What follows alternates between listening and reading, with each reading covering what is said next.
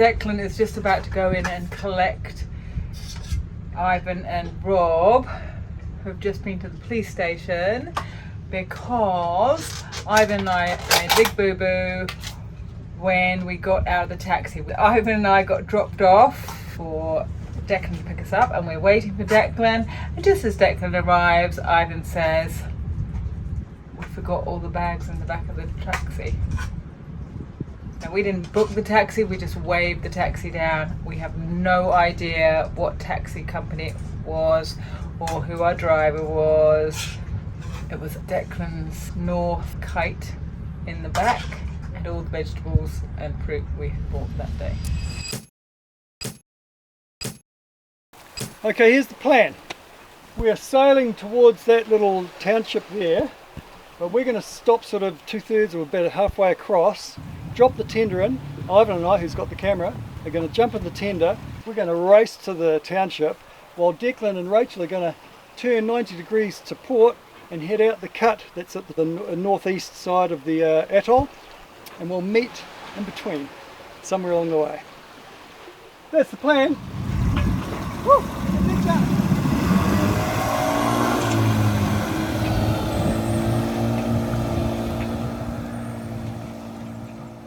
So we're up at the pass entrance. Looks like a storm over there where we're going.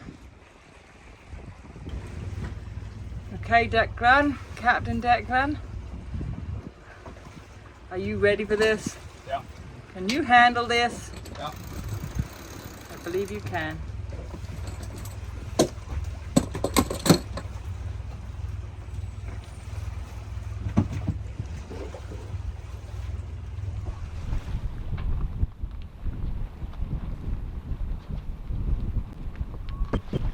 We've got reef on both sides now.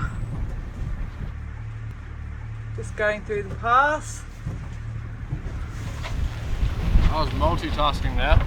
Yeah, cooking and captaining. Exactly what you should be doing when you're going through a pass. Uh-huh.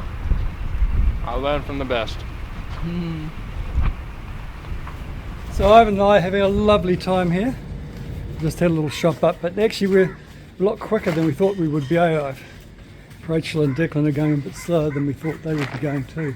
They've exited the pass. Decky, well done! Nice. Woo! Out of the pass. And they're now tootling around the end of the island, or the atoll. And we'll head back into the water, I reckon about 10 or 15 minutes off. Otherwise it's another lovely little village, isn't it? Yeah. Jet ski. Ivan's just loving it. We've bought some provisions, pretty much all chocolate. Just going to the other shop to see what our stuff got. They didn't have much in the way of fruit, unfortunately. Okay, so we have discovered that it's closed until 1:30. It's 12:15 now. I see chocolate, I see nuts, I see lollies, biscuits. Oh yeah. Nah, let's go.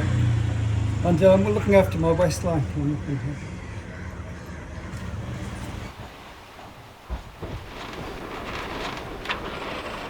How long's that taken us to get to the island? 45 minutes to an hour. Maybe 45 minutes. Yeah, we had Roughly. lovely wind as the storm went by, and then it all dropped out. Yeah, it dropped out. Now it's just picked back up again. I can actually turn the engine off now. Yeah. We've got the main and the Genoa up. And there's the island. They're out there somewhere. So we've been there, done that, didn't get a whole lot, but we did do a little top up. There's Chevrolet sailing along, full main, full Genoa, looking good. And off they go. Ah, they didn't see us. That's crazy. That's a whole new set of dinghy. Engine and tub. Yeah.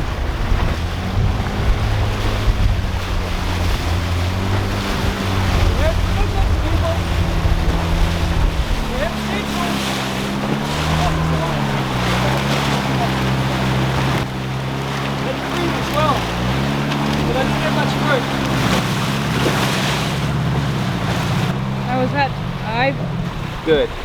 Did you go to a cafe or something? Whoa! What, did you go to a cafe? Yeah, we didn't get anything though. Just something to drink. Yeah. Was it nice though? Was it a nice little island? Pretty quiet. It's an amazing place to live. Did you not see us the first time when you went past? We had our cloaking, we No, I forgot didn't we see had it our at all. cloaking device And I on. thought, hang on a minute, they should be around here somewhere. We're off to the island of Hulhumale, but it's more commonly known as Coca-Cola Island because it's where the Coca-Cola factory is situated. It's the only Coke factory in the world that uses desalinated water, reverse osmosis water, same water we make with our machine here on the boat. So we're going to go and do the tour. It's lucky you can see us in these because we're not allowed to take the cameras inside, but thank goodness we had these on before we went in. Yeah. 7:30 this morning, we up anchored. I've made a big mistake thinking it's going to be 10 or 12 knots. I thought, I won't even pull the tender up. Don't mind dragging the tender, we've got plenty of time. Well, it's got up to 18 knots and occasionally gusting 20 knots, and we're dragging this thing behind us and it's slowing us down. More so than I'd like actually, because we're getting caught by Paizo, who were anchored next to us last night. They left half an hour after us, but they're catching us and they're going to pass us again like they did the other day. Unbelievable. We're doing 8 knots and they're going faster than us. They're doing 8 knots. And look at this maze we're having to go through here. I'm going to weave through there, and it's a good sail though. I will add actually that we're close hauled pretty much, 45 degrees on the wind. We're on wind setting. We could go tighter, we're not quite fully close hauled, but we're pretty close to it. Early on I was trying to steer high above our destination in case the wind angle swung round, and to do that I was sailing at about 55-60 degrees. Well, it's turned out the wind has swung round further to the south, and I consequently had to pull in closer and closer haul as it's gone. Now I'm aiming for a gap in between 2 little islands, or 2 little coral reefs actually. They're not even islands, they're just reefs. I'm hoping to dart through those 2, so we again remain relatively high to the wind and our destination in case it veers, in case the wind shifts even more. Paizo, I notice, are not bothering with that. They're heading a bit lower to go underneath a couple of reefs. Now that may give us a slight break in the latter stages of this race. It's not a race because we're losing, so it's not a race. If the wind swings even further to the south, we might get a break on them in the sense that they might have to tack back up this way, and we may be able to carry on without having to put in a tack. We'll see how we go. So in some ways, if they have to throw in a tack, it is a race. If they don't have to tack, then the race is long over from the beginning really, so it's not a race anymore. There's no line honours in that, there's no grace in that victory. Bad loser, I reckon, eh? Anyway, it's good fun. It's actually good fun. And they are slippery though, I must say. It's a 48 oyster.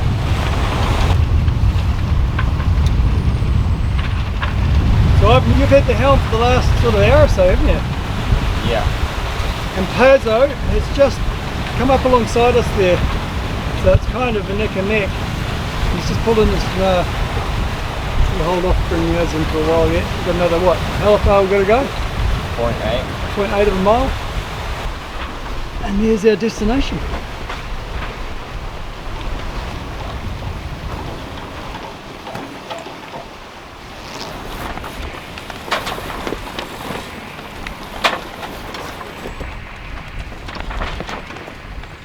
Okay, bring her around.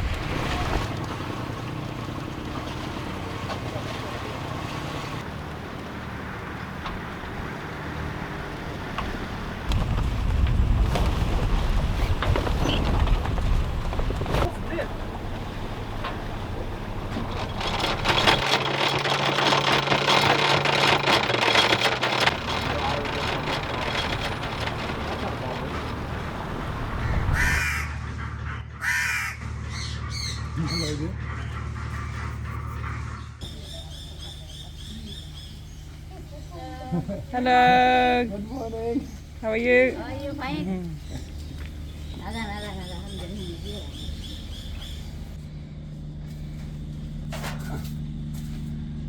Look at this huge shop. Bananas, papaya, watermelon, and there's nobody here. It's the second shop we've come to where there's lots of produce. Well, there's a little bit of produce, but things for sale, but nobody there. It's something really lovely about that, I reckon. Yeah, that they can just walk off and leave it, and they don't think, nothing's going to go missing. It's like I must tell that story sometime, maybe not now, but we were at another island the other day and we went in to buy some groceries, and this guy who had other customers in the shop, first of all gave us a drink of water, and as we were leaving gave us a bottle of lemonade. And then we asked about bread. He ran out of the shop, left his customers behind, went down the road, walked out of a shop with 2 loaves of bread. Then we said, we bought that, and then we said, chocolate. He then escorted us down 2 alleyways, 2 streets across, down another street, into a shop, chocolate. And then he said, thank you, bye-bye, and he went back to his customers. Yeah. It's just amazing, beautiful man. Where would you ever get that kind of service in the world? It's just very special, very special. The honesty and the generosity and the kindness of time, I think, is very special. I'm glad you didn't tell that story now. I was going to tell that later. That's right. I was waiting for the... Good morning. We have just left Hulhumale and we are going to Hulhumale, which is a kind of a port, I believe, that feeds into Malé itself, the capital main centre of Maldives. We're going to anchor off in the port and then either going to taxi or car. There's a bridge connecting to Malé, or we might get a ferry. The ferry's a bit cheaper, and check out Malé itself. Doing the washing, Declan? Good to see you, mate. Well done. Closing in our anchorage, we're approaching Super Yacht City. We just went past the super yacht just back there, but now there's dozens of them up here. So we've got to weave our way through and then we head into port. Not long after that. It's a little bit hectic trying to find an anchorage because these guys are all on moorings, so they swing differently to us. So we have to make sure we have enough room to swing and not hit the boat that's on a mooring. There's really limited spaces. I mean, I'd love to just sneak up and raft up onto a boat. There's a few boats with mooring buoys and things, fenders out, saying, come and raft up to me, come on. But we can't do that. Actually, there's a space over there that's looking a little bit potential.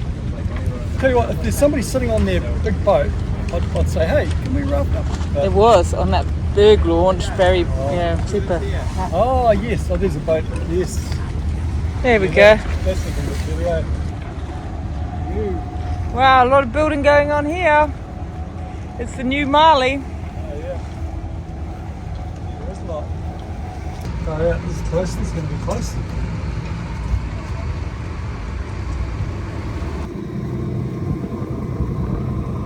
So clearly this is where they are reclaiming land into this harbour, as it turns out. So we have got to move. We have got to move. This is why no one's anchored down That's this why end. we've got a space here. Oh man, it's tight. I might try up over there somewhere, I don't know. But I'd love to raft up on it. If there's somebody there we can cheekily ask, hey, how about it?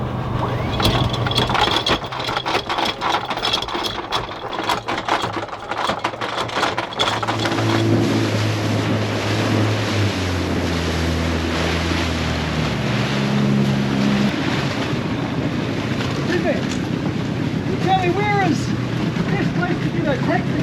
Yeah. Down there? Okay. No, that's on the right. That's just like... Hey, back out again. Look at all those rubbish.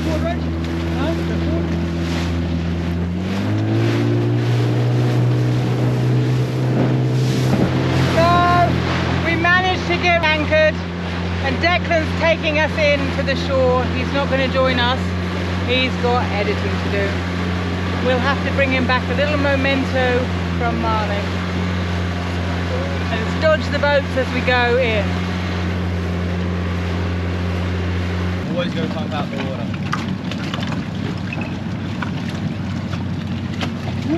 Shoes? Look at that. No. What the heck is that all about? Nonsense. Okay, Dex. Have a nice afternoon. See you later. So we're in Hulhumale and we are going to get a taxi Malé. across the bridge into Malé. No, but the taxi doesn't want to take us that far. Oh, you won't go to Malé. Okay. Alright, well we'll just have to wait for a taxi. Are you a taxi? No, this is not a taxi. No, you're just picking up a ride. Yeah. That's good. Good on you. Saw an opportunity. But I also have to go Malé with the petrol I need. Oh, Oh, there you go. Yeah, good timing. Kill two birds with one Yeah. stone. So we have just picked up a taxi who's not really a taxi. Good on him. He's seen an opportunity. We had to go to Malé He anyway. had to go there anyway. This is the highest we've been in the Maldives since we've been here. We're on the bridge between Hulhumale and Malé. I've been missing having a bit of height. I've been missing hills. This is a substitute hill. Malé is the capital and one of the most densely populated cities in the world.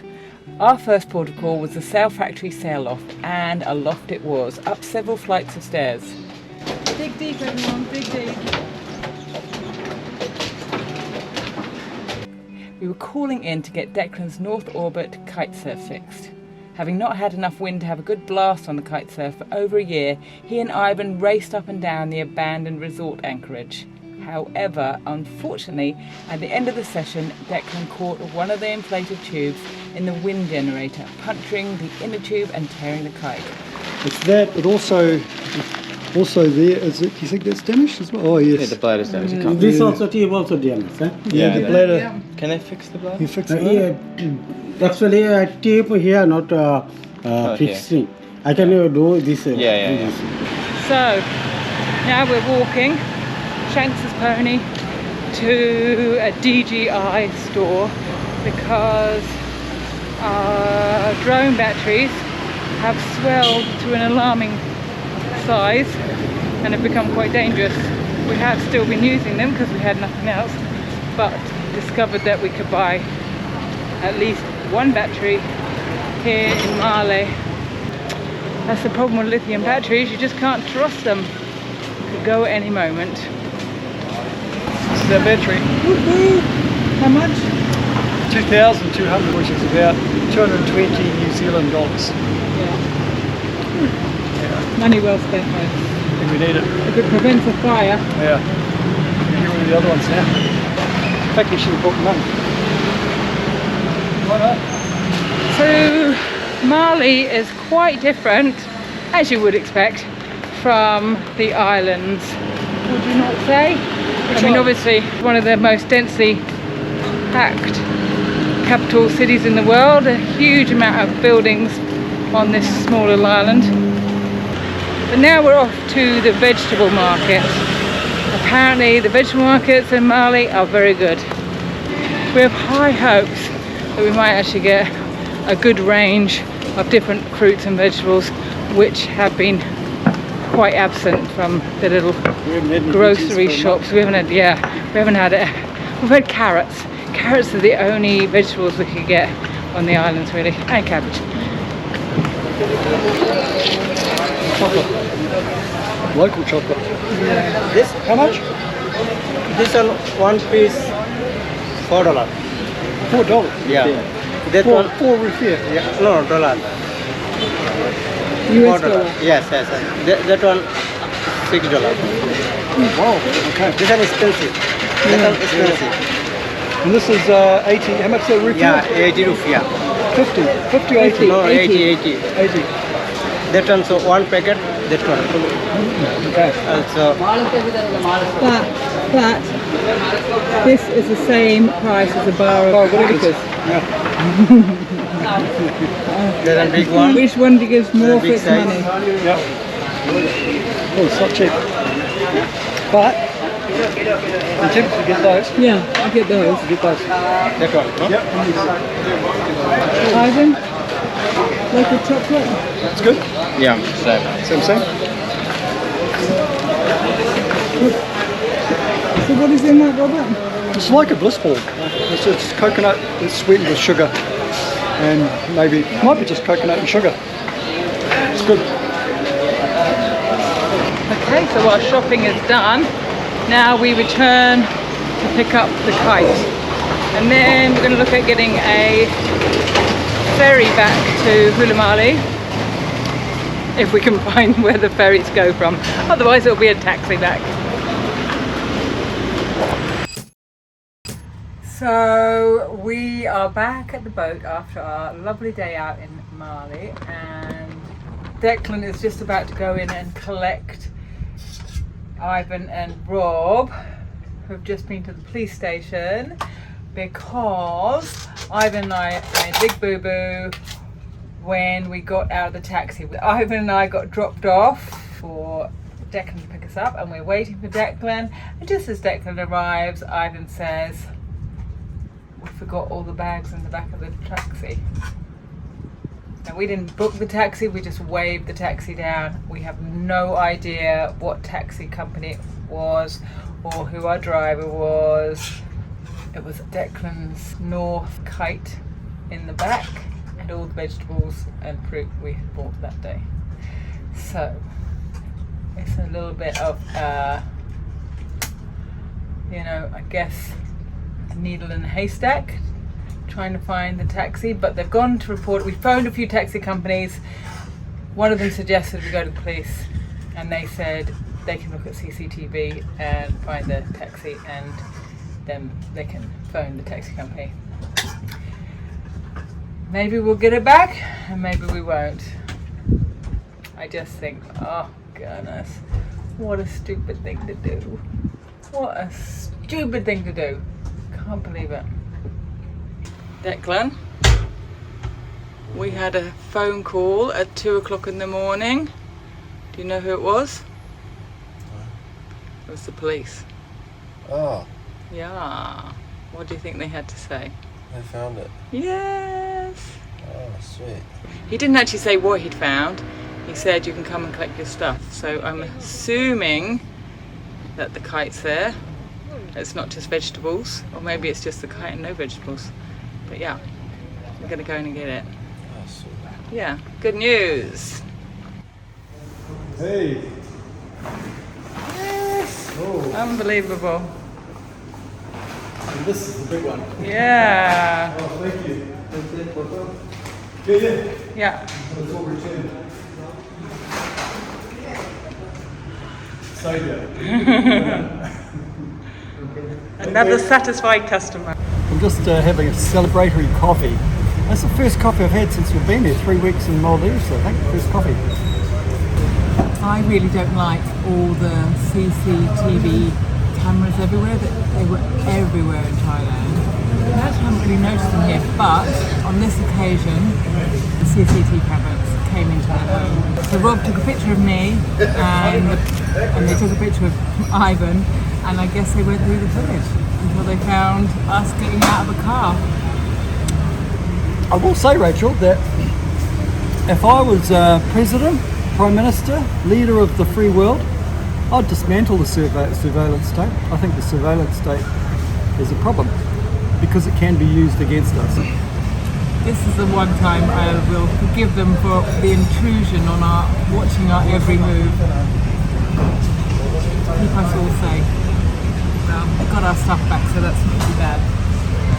We were caught up in the light, brought out with the waves, pulled up with the stars, where we always thought we'd stay, young and so alive.